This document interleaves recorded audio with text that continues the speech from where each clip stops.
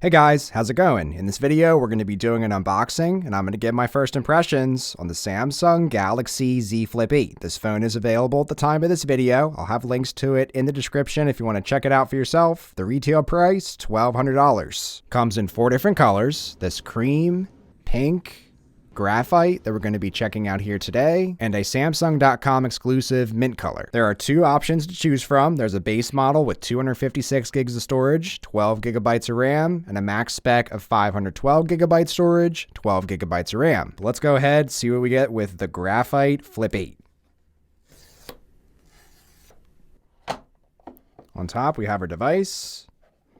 Also have a pamphlet in here,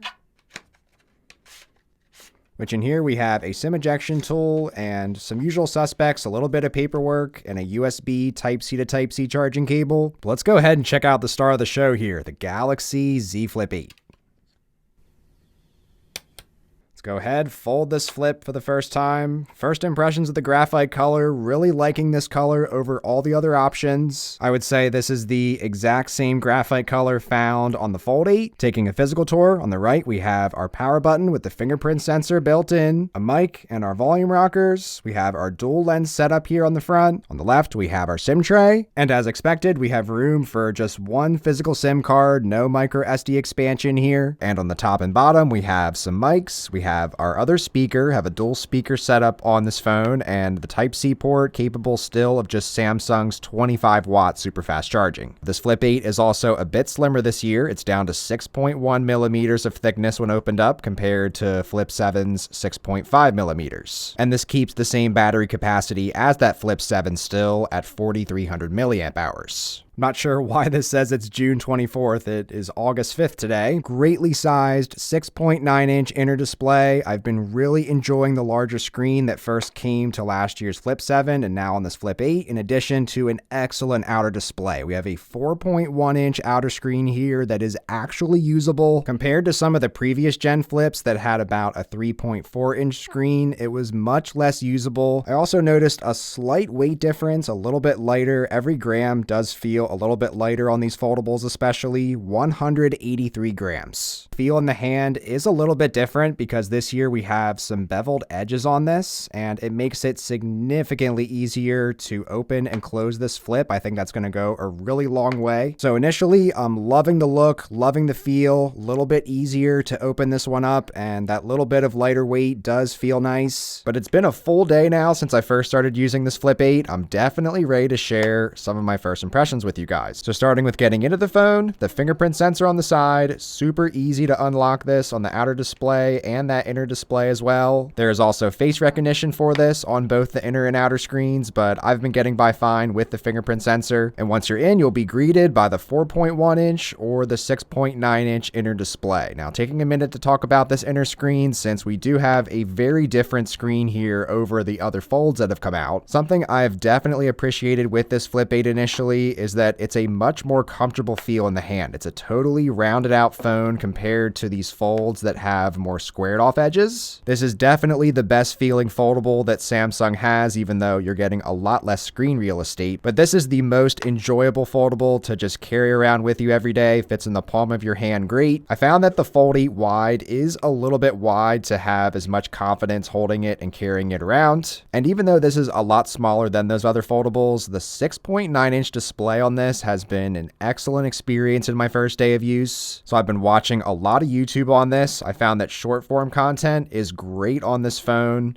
We have a great performer Snapdragon 8 Elite Gen 5 processor in this, so it's really smooth. There's a nice scroll rate on this phone. All of your content consumption is excellent on this device. As far as your long form, there is a little bit of bars on the left and right, but I would say this is a more than serviceable enough display to watch some landscape content. And as someone who has used all the past gen flips, I would say this is a noticeably larger screen than some of the past gens. So I've been really enjoying this inner display. We do still have some some crease action on this. However, you barely feel the crease when you're just using this phone in everyday use. We aren't getting the same brightness enhancements on this Flip 8 as those new Fold 8 and Fold 8 Ultra devices, but this still has 2600 nits of maximum brightness. And now taking a closer look at the 4.1-inch outer display, Samsung made some changes to the software aspect of this. We now have this main homepage here. You can customize these 5 apps, and there's also a now briefing, but I'm not really wild about this initially because it's not even pertinent information. It's showing me weather for 1 a.m. when it's 2:30 in the afternoon right now. It also doesn't show the time or your battery life. It just seems a bit limiting, and I haven't found a way to get rid of this screen or anything. It seems to be here by default, even though there's all these other pages that you can go ahead and switch the order of these ones. You seem to be stuck with this new main page now, but there are a ton of widgets you can go through as well on this. And what most people are interested in, what I'm most interested in, is just getting to my apps. You now just swipe on the bottom here, and then you have access to all your applications. You can go ahead, hit this add apps button, and go ahead and add up to 50 apps onto your home screen here. Personally, I would like to just have my home screen right here on the main page with my battery life and time and maybe some notification icons. But a workaround to this I found is just turn on the always on display. You'll get your time, date, and battery life out there, which is great. And now let's take a look at some apps on this outer screen. So let's jump over to YouTube here. There are a few different options of how you want to view things on this outer screen. So nice software compatibility here to go ahead and switch this. Here's the full screen experience. So let's go ahead, check out a video here.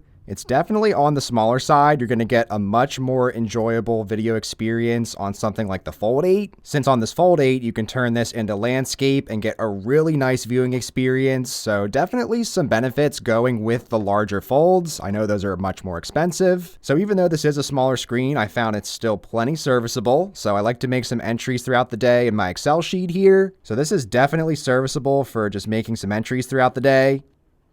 So really nice keyboard experience here. Taking a look at my initial battery usage, I'm getting incredible battery life on this Flip 8 with the Snapdragon 8 Elite Gen 5. If you're doing lighter tasks, you can expect excellent battery out of this. I'm at 6 hours of screen on time over a day of usage, and I still have 48% battery left. This was a lot of lighter usage, so take that for what it's worth. A lot of watching YouTube, updating my Excel sheets, doing some web browsing, doing a couple updates, using a little bit of the camera. So even though this has a smaller battery than those other folds, with having a smaller screen here, I think that's going to help with the battery consumption being less. I was getting around 6 hours of screen on time in total on my Fold 8 and Fold 8 Ultra, so really promising battery life here on the Flip 8 initially. Taking a closer look at the cameras, we have the same setup as last year's Flip 7, a 50 megapixel primary lens and a 12 megapixel ultra wide lens. It is a bit disappointing to not see the new 50 megapixel ultra wide lens on this Flip 8 that we got on the new Fold 8 and Fold 8 Ultra. When doing some testing with that new lens on those folds, there is a noticeable amount more of clarity kept in your images. But overall, if you're just taking average pictures and you're not pixel peeping, I would say this is serviceable enough. The one noteworthy change coming to this Flip 8 is we get the super steady with horizontal lock. This also came to the Fold 8 and Fold 8 Ultra, which I think is a game-changing feature. It is a built-in gimbal to this phone now. No matter how much you turn the phone, it's going to keep a steady shot for you. But it is a bit limited on this Flip 8 for whatever reason. It's capped at 1440p 30 frames per second, whereas on my Fold 8 and Fold 8 Ultra, it can go up to 60 frames per second. But overall, what I'm enjoying the most doesn't have anything to do with creases or megapixel counts or performance. This is a super enjoyable device to open and close. Samsung has made it easier to open and close this compared to the last few years of flips. So it is much easier to get the opening process started, and then there's less resistance on the hinge here to make it a lot easier to open this up, and it just makes the usage of this device super enjoyable. This is hard to show on video, but Flip 7 here, it was much harder to get the opening started, and then there was a much stronger hinge on this to get it opened up. It just kind of hindered the experience a little bit. Same thing goes for the Flip 6. It was a little easier to get the opening started on this one, but again, a very strong hinge just made this a little more difficult to get into. I found I have to whip the phone open to get it opened up. This even dates back to the Flip 4. A really strong hinge on this one just makes it more difficult to open. It's a less enjoyable experience. Whereas on this Flip 8, it is so much easier to open up. And this is what I've loved about Flip devices from the get-go. So I'm so glad Samsung has cleaned this up here on the Flip 8, especially with it being a larger phone now. There's more phone to manage when opening and closing, but it is so smooth and easy to open and close this phone. So between the quality of life changes, the excellent battery life, the good performance, I am liking a lot of aspects about this Flip 8 initially. I know there aren't a lot of changes on paper of this compared to last year's Flip 7, but getting a little bit slimmer, a little bit lighter,